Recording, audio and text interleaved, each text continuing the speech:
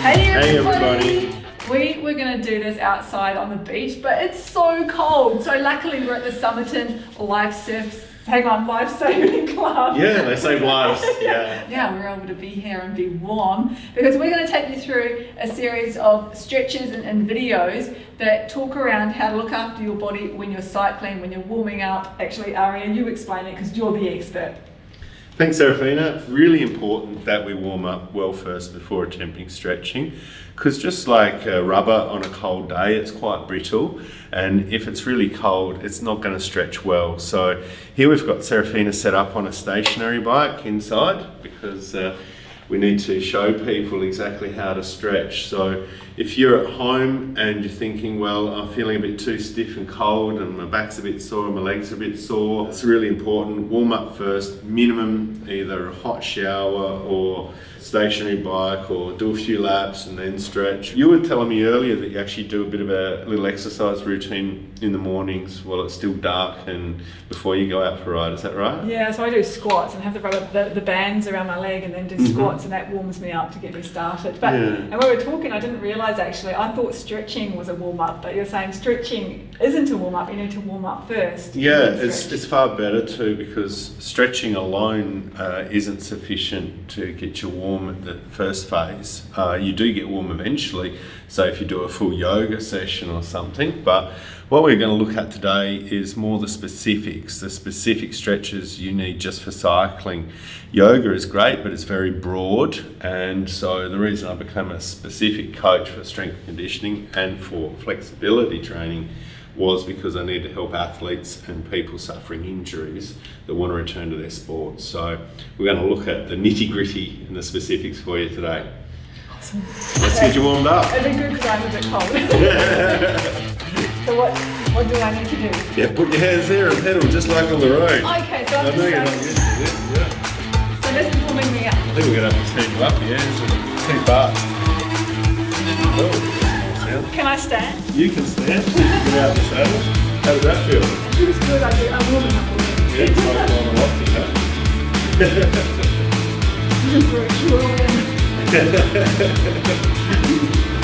Got your stats all coming up there on the screen. Very good. It's not enough. It needs to be harder. Don't break it, Serafina. Don't break it.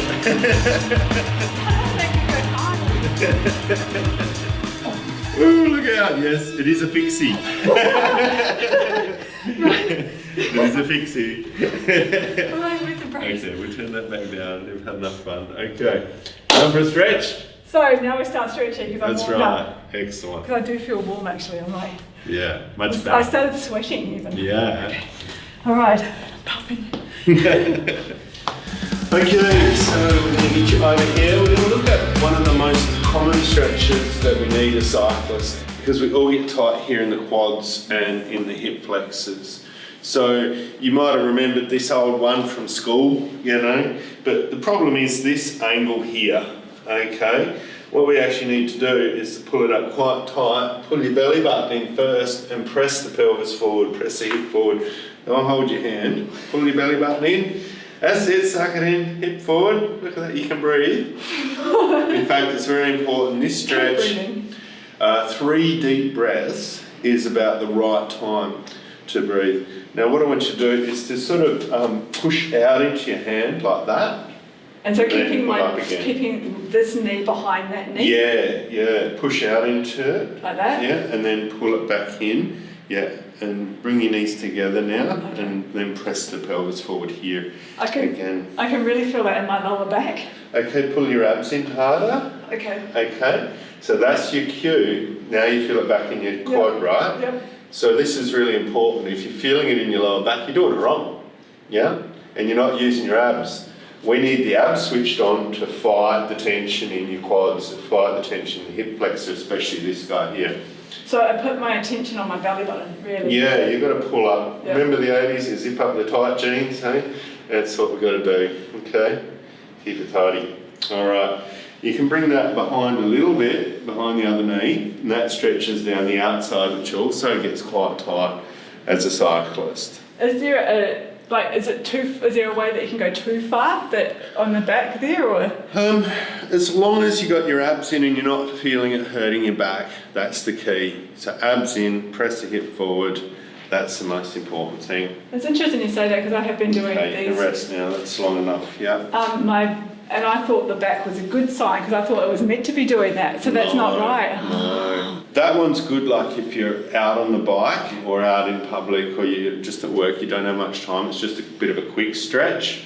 But if you want the more intense version, so when we get back from our rides, it's very important that we do it a little bit more concisely and a little bit more intensely. And so what we're going to do now is we're going to lay down on the mat and get your side on. So I'll demonstrate it for you first if you like. So I just lay down like this, okay?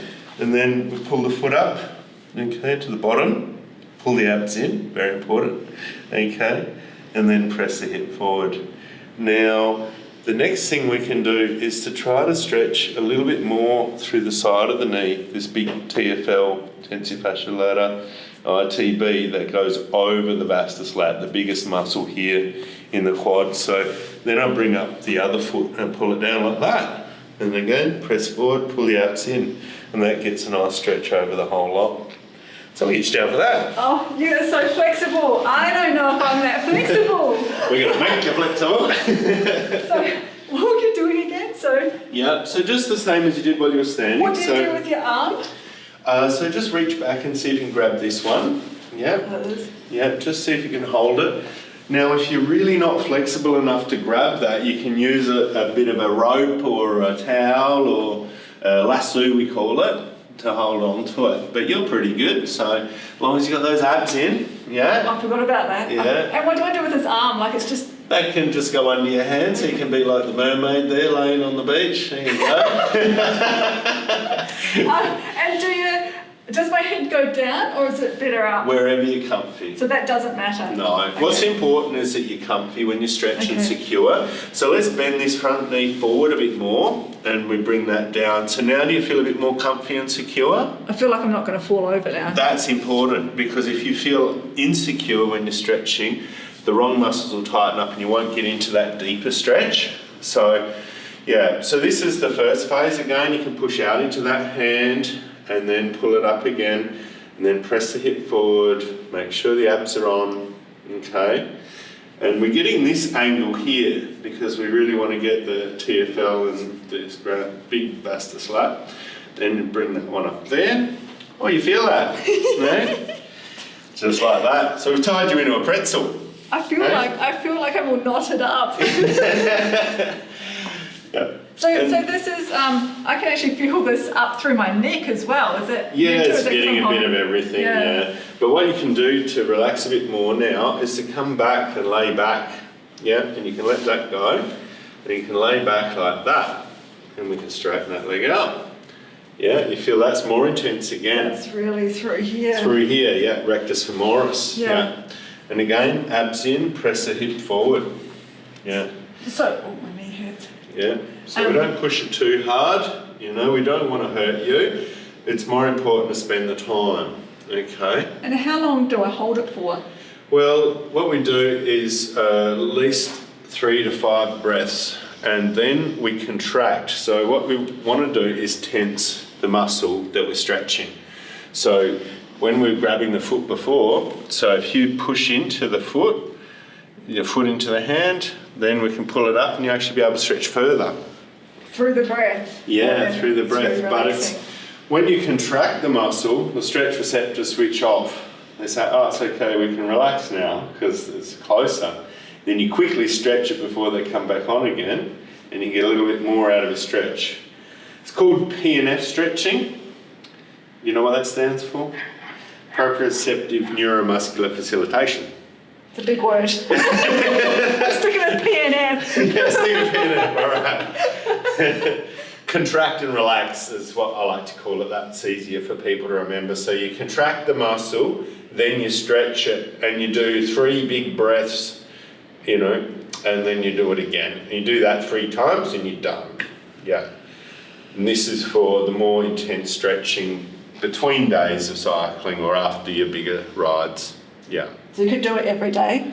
No, it's not good to because it's too intense. It's actual exercise, just like your cycling. You need time to recover from it, yeah, because the muscles and the stretch receptors and the fascia actually get stretched, which needs rebuilding. So the microfibrils get a bit torn up. Yeah, you can come out of that now. So let me have that. I think one. I'm stuck. You're stuck? Yeah, I'll give you a hand. There you go. I think I cramped into that. Yeah, that's the other thing. You need to make sure you don't cramp. Come on up. Have a little wander around. No, that's good. I can feel, yes, it's Yeah, that's good, but it's no impact. Like I didn't feel like I was forcing my body to do anything. It was just like, it was nicely, gently, stretching. Or you can do the partner assisted stretch on the other side to make it really good. But we better do both sides because otherwise you'll be walking around in circles, won't you? I don't know what you're talking about. So, what was I doing? I was lying this way. Yeah. Okay. And that's good. Yeah. That's it. And then just pull this foot up to your bottom. That's it. Press your hip forward, pull your belly button in. Yeah. And then, you contract, relax. That one goes over the top when you're ready. So in the second moment, when you're feeling comfy. Yep. And abs in. And when you're ready to do the contract, you push out and you can push back up. And then when you do the relax and the breathe through it, you pull down and you press forward and you pull up tighter. And so when you're saying contract, you're meaning breathe in? No, with the contract, I mean you're actually pushing out into the hand. You're actually activating this muscle that we're trying to stretch. Oh, so it's got nothing, at that point, it's got nothing to do with the breathing. You can be breathing in or out while you're doing that. That's right, yeah. But then relax and we pull that back down and press the hip forward. And here is where you got to focus on breathing through the pain and letting go of that tension and do a little meditation on your own, okay? And that's really what we try to achieve in yoga too, it's to really relax and let go and let this all stretch out, okay? And this is good for your knees as well? Really good for your knees. In fact, just relax that one there. So many knee problems are because this muscle gets too tight and this tensor fasciae lata and this iliotibial band pulls on the knee and actually pulls it out of alignment.